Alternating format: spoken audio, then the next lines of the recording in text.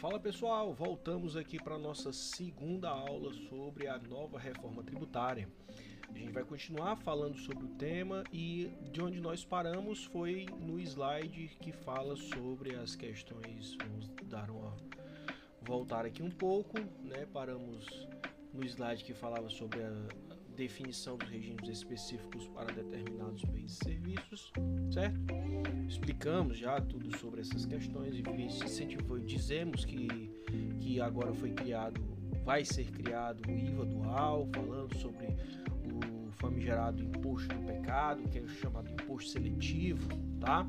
E algumas questões relacionadas a este assunto. Mas vamos lá, continuando. O que a reforma tributária vai fazer ou faz? Ela vai, por um lado, ela vai tirar impostos de um determinado produto, mas sabemos que esses impostos tirados, eles não vão ser perdidos, né? No sentido de que eu vou dar isenção para determinados produtos, mas para outros eu vou cobrar mais. Lembrando que dentro da perspectiva da economia, dentro da perspectiva governamental, gente, não tem como o governo viver sem arrecadação tributária. O governo não produz nada, o governo não produz bens, ele não tem de onde tirar dinheiro. Então o objetivo aqui é de onde é que ele vai tirar dinheiro. Ele só consegue tirar dinheiro para manter a máquina pública através da tributação, certo? Então, logicamente, eu tenho que criar condições que eu faça com que as pessoas tenham condições de arcar com suas vidas, condições de arcar com aquilo que as mantém vivas, lógico, no sentido de sobrevivência, e também crescimento econômico e social, tá? Mas também não adianta eu ter que enforcar o cidadão com uma carga tributária gigantesca. Então, dentro desse critério, a nova reforma vai criar uma cesta básica nacional de alimentos, onde a reforma cria uma base nacional alimentar de alimentos, uma cesta básica que terá alíquota zero, tanto do CBS quanto do IBS, CBS, PIS, COFINS e o IPI, e o IBS seria o ICMS e o ISS, tá? Os itens que comporão esta cesta serão definidos por lei complementar, ou seja, ainda não sabemos qual vai ser esses itens, né? Muito provavelmente, lógico, que vai ter os itens da cesta básica: arroz, feijão, macarrão, óleo, milho, trigo, enfim. Mas aí existe ainda agora, como eu falei, o questionamento, a discussão, a conversa entre os vários setores para ter que colocar ou não seu produto ali. Pode ser que eu vá tirar produtos enlatados, né? Produtos com conservante, produtos que não fazem bem ao consumo. Aí eu retiro, tá? Mas não se sabe, porque tem setores e setores, e todos os setores vão brigar para estar dentro do conceito da isenção, porque eles vão querer perder vendas, né? Dentro do conceito econômico da demanda e da oferta, a gente entende que pro lado do consumidor esse conceito é inversamente proporcional. Quanto maior o preço, menor a quantidade. Mas para o lado do produtor é diretamente proporcional. Quanto mais eu produzo, mais eu posso tendo a aumentar o preço, criando ali um mercado em equilíbrio quando eu intercedo as duas relações, tá? Eu tenho aqui uma reforma que cria uma cesta básica nacional, só que esses itens ainda serão editados em lei complementar, tá? E essa edição ela vai vir com o decorrer dos anos, porque eu tenho uma agenda. Eu tenho um começo e eu tenho ali um fim, para ter que fazer com que todos esses planos aqui, eles sejam concretizados, eles sejam colocados em prática, tá? Não adianta eu aprovar uma coisa e não colocar em prática. Então eu tenho que criar essa perspectiva e trazer para a realidade da sociedade. Tornar o sistema mais justo, dentro de uma perspectiva onde eu uso o conceito de cashback para o povo. A reforma possibilita a devolução aos consumidores de parte do CBS e do IBS incidente sobre tais mercadorias e serviços que eles consomem, que nós consumimos, beneficiando sobretudo quem tem renda mais baixa. Vamos dizer assim que seria como se fosse um desconto a mais para as compras, né, gerando cashback. Quando você vai lá e você compra em um determinado supermercado, compra pelo aplicativo, toda a compra gera um retorno financeiro para você. Quando você vai comprar o próximo item, você pode usar o valor como desconto. Não é que o dinheiro vem para você, não, é como se fosse um cashback mesmo, um desconto relacionado à questão. possibilitando aí também uma diminuição dos preços dos nossos produtos e serviços, certo? Então, dentro desse segundo modelo, a gente vai continuar explanando sobre os fatores da reforma tributária. E preservação de quem, gente? Da Zona Franca de Manaus, tá? Dentro de um conceito tributário, eu faço com que essa zona franca, essa zona de produção, ela se torne mais bem vista, né? Onde os bens que são produzidos na Zona Franca de Manaus poderão ser implementados mediante alteração das alíquotas e das regras de creditamento de IBS e de CBS, tá? E também ampliação da incidência do imposto seletivo para alcançar bens produzidos na Zona Franca de Manaus, tá? Ou seja, eu crio ali produtos, porque eu tenho produtos lá que são fabricados lá, que são prejudiciais ao ser humano e prejudiciais ao meio ambiente. E dentro desse conceito da nova reforma, cria um conceito de sustentabilidade, uma diversificação econômica, tanto no setor local, dentro do conceito da Amazônia, quanto também no setor nacional, certo? Ou seja, a reforma vai criar um fundo de sustentabilidade sobre a diversidade econômica do estado da Amazônia, financiado pela União, para fomentar o desenvolvimento regional e diversificação das suas atividades econômicas dentro da perspectiva da Amazônia, ali dentro da perspectiva da região norte, já que a região norte, ela junto com a região nordeste, ainda assim tendem a não crescer tanto quanto as regiões sul, sudeste e centro-oeste. E quem impacta mais, quem é ainda mais afastado desse desenvolvimento, ainda assim é a Amazônia, a região amazônica ali, né? Onde eu tenho ali o Acre, onde eu tenho outros estados que não, de certa forma, não estão próximos dos grandes polos socioeconômicos da nação. As 10 melhores situações das empresas do Simples, também a gente vai identificar isso como um fator de desenvolvimento, é isso que a reforma quer trazer. As empresas se enquadram no Simples poderão optar por recolher o IBS e o CBS segundo as regras do Simples Nacional, né? Já me dá uma seguridade de como é que eu vou tratar agora essas empresas dentro da perspectiva desse novo modelo.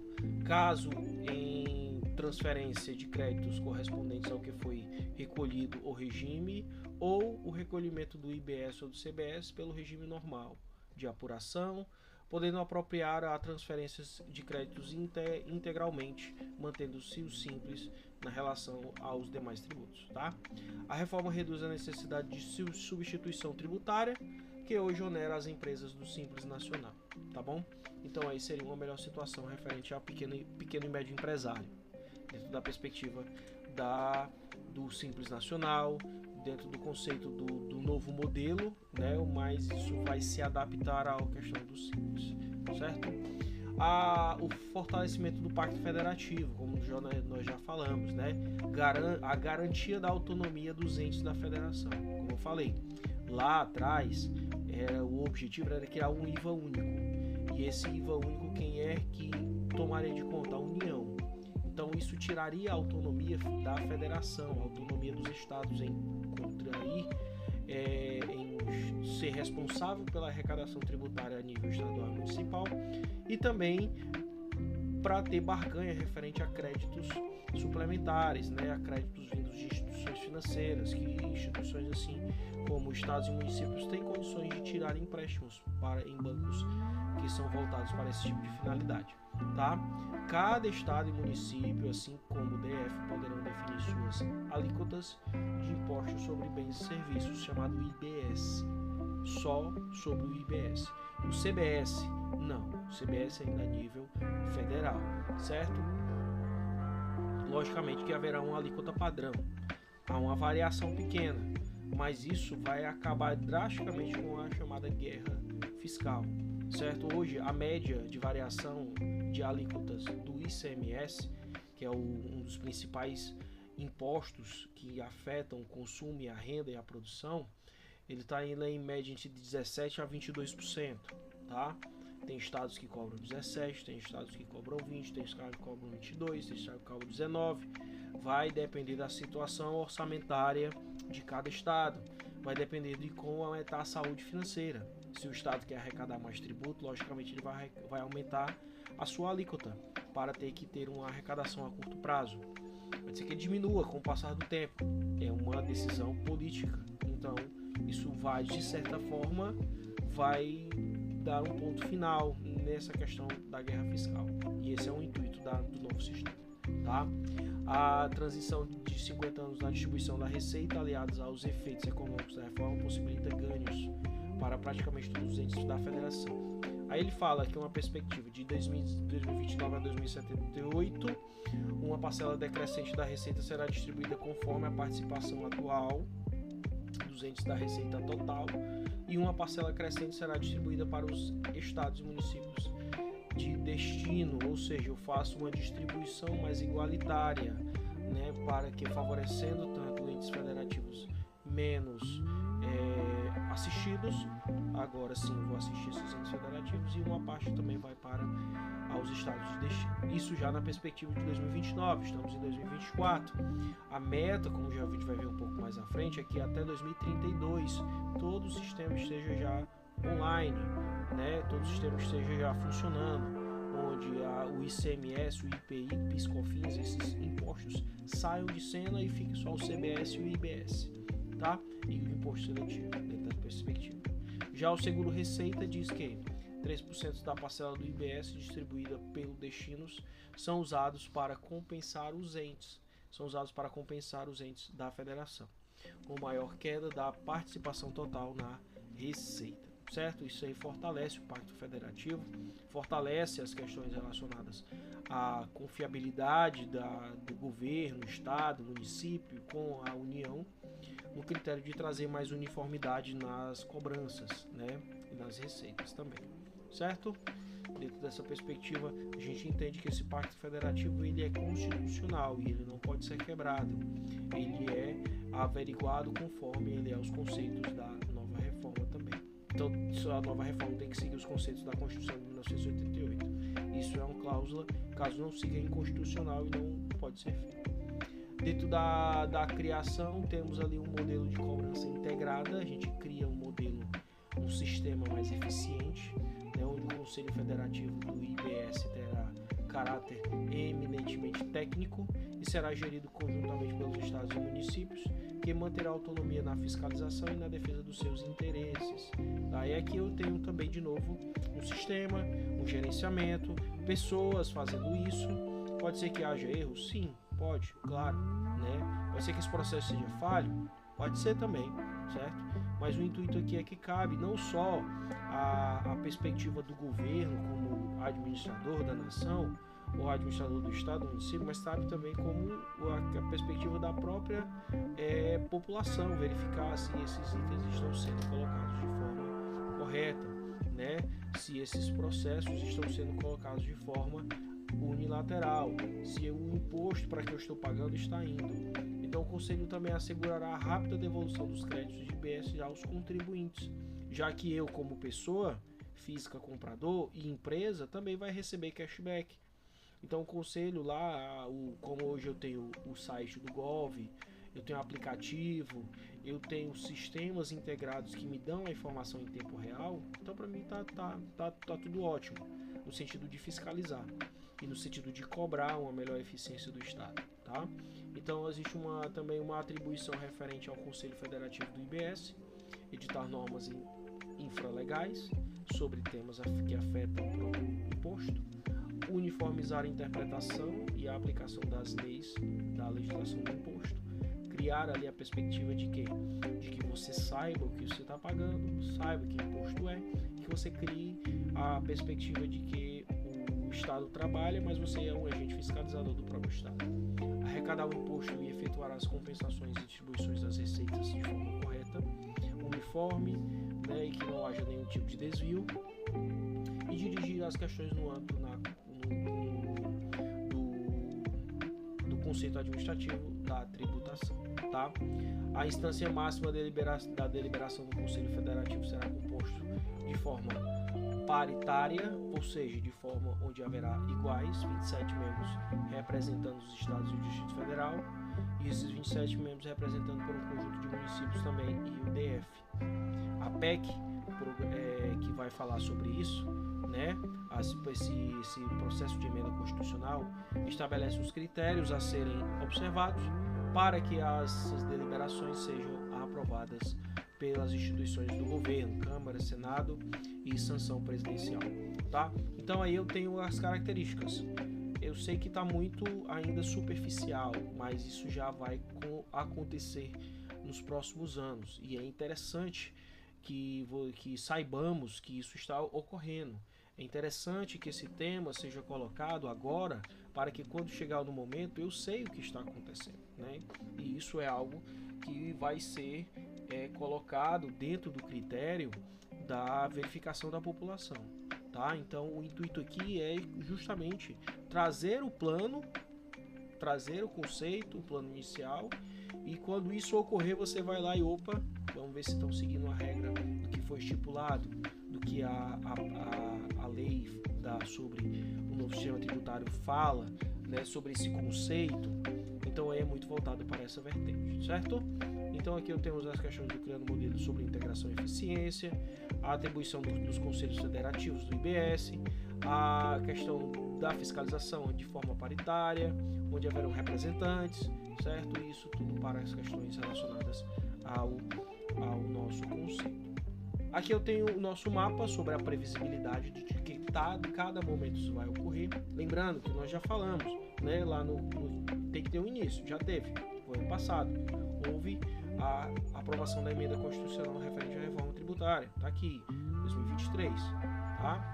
2023 fala sobre a questão da reforma tributária, emenda constitucional da reforma tributária. Foi aprovada no ano de 2023, exatamente no mês de dezembro, tá? Isso em caráter de aprovação. Agora, nesse ano de 2024 e em 2025, temos 2 anos aí para criar o quê? Leis complementares que regulam quem? O IBS e o CBS. Como nós falamos, dentro daquelas leis temos valor de alíquota, quais são os produtos que vão entrar e que não vão entrar na taxação zero, quais são os produtos que vão ter isenção, quais são os produtos que vão ser sobretaxados. Isso tudo aí é uma questão agora de discussão política. Não é mais uma discussão aqui voltada para a perspectiva. Só que infelizmente aqui cabe uma crítica, né? Infelizmente no Brasil a gente já está tão saturado com políticas fracas, falsas, que a gente fica meio que à parte. A gente não quer conversa com isso, tá? Mas é algo que impacta diretamente a nossa vida, impacta diretamente o nosso bolso, diretamente a nossa renda, o nosso processo, a criação dos nossos filhos, o uso das questões legais, dos serviços, tá? Como educação, saúde, segurança, moradia. Eu sei que o Estado ele é ineficiente nisso, ele tem as suas deficiências, certo?